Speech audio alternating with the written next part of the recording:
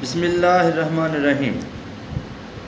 10th biology chapter number 11 और आज हमारा लेक्चर नंबर है 14 और टॉपिक है हमारा फंक्शनिंग ऑफ किडनी। किडनी के फंक्शन किस तरह होगा ये हम डिस्कस करेंगे। लास्ट लेक्चर में हमने इसकी स्ट्रक्चर के बारे में पढ़ा था जो आपके सामने है। आज हम फंक्शन भी इसकी जो नेफ्रॉन की स्ट्रक्चर है इसी से रिलेटेड करेंगे, क्योंकि फंक्शनल यूनिट नेफ्रॉन है चूँकि किडनी का, तो मोस्टली जो फंक्शन होगा वो इस नेफ्रॉन में ही होगा, वो हम आज डिस्कस करने जा रहे हैं। एक्चुअली होता ये है कि जो किडनी का फंक्शन है अगर देखा जाए तो वो 3 स्टेप्स में है।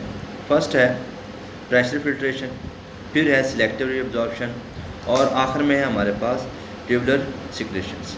तो वन बाय वन हम इसे डिस्कस करते हैं। सबसे पहले प्रेशर फिल्ट्रेशन।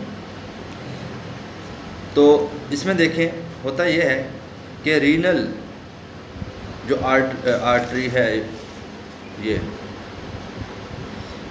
ब्लड लेके एंटर होगी किडनी में और इसके बाद ये बारीक बारीक जो कैपरीज हैं इसे होते हुए ये एंड में पहुंचेगी नेफ्रॉन के पास ब्लड, और वहाँ से होते हुए ये फिर पहुंचेगा ये जो जगह है, जो फर्स्ट पार्ट हमने कल डिस्कस किया था इसका।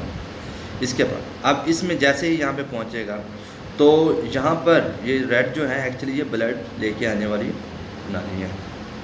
अच्छा जी, अब इसके अंदर ये जो ग्लोमेरुलस है, जैसे ही ब्लड, क्योंकि प्रेशर बहुत ज़्यादा होता है, ब्लड प्रेशर के साथ जैसे यहाँ पे आएगा तो ये चूँकि बहुत बारीक होती हैं तो यहाँ से क्या होगा, इसके अंदर से वाटर हो गया, साल्ट्स हो गया, ग्लूकोज हो गया, यूरिया हो गया, ये सब के सब यहाँ से निकल कर ये जो बाउमन कैप्सूल का ये जो रीजन है आपको नज़र आ रहा, इसमें कलेक्ट हो जाता है।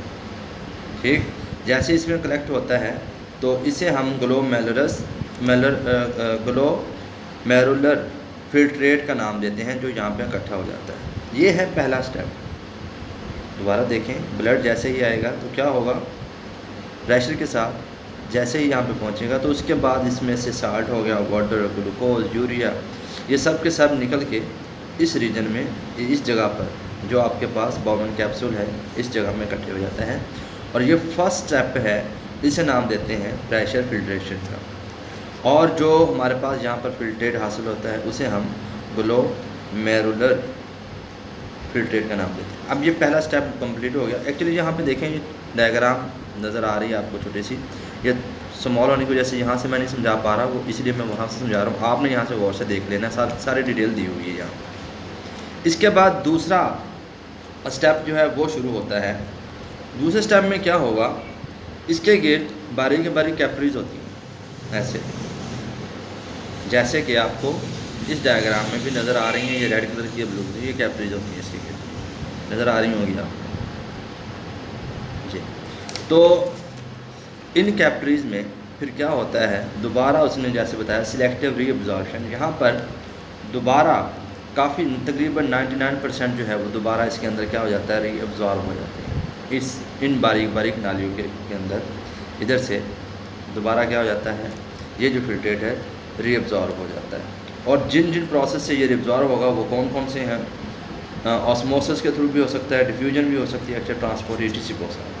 अब देखें लूप ऑफ हैनले, ये यहाँ पे जब पहुँचेगा रीनल ट्यूब्यूल का जो हिस्सा है, अब यहाँ से जब ये डिसेंडिंग आर्डर में होगा तो यहाँ पर मोस्टली यहाँ पे इसके गिर्द जो आपको जैसे मैंने बताया कि कैपरीज होती हैं, उन कैपरीज में रीअब्जॉर्प्शन क्या होगी, डिसेंडिंग ऑर्डर में जब आएगा यही फिल्ट्रेट तो क्या होगा, यहाँ पर वाटर रीअब्जॉर्ब होगा इन बारीक बारीक नालियों में, जैसे कि सपोज ये ऐसे इसके गिर्द होते हैं। तो इनमें कौन सा, यहाँ पे डिसेंडिंग लिम्ब में वाटर रीअब्जॉर्ब होता है, और जब ये असेंडिंग लूप में जाते हैं, जब लिम्ब में जाता है तो यहाँ पे क्या होगा, साल्ट्स जो हैं वो रीअब्जॉर्ब होते हैं।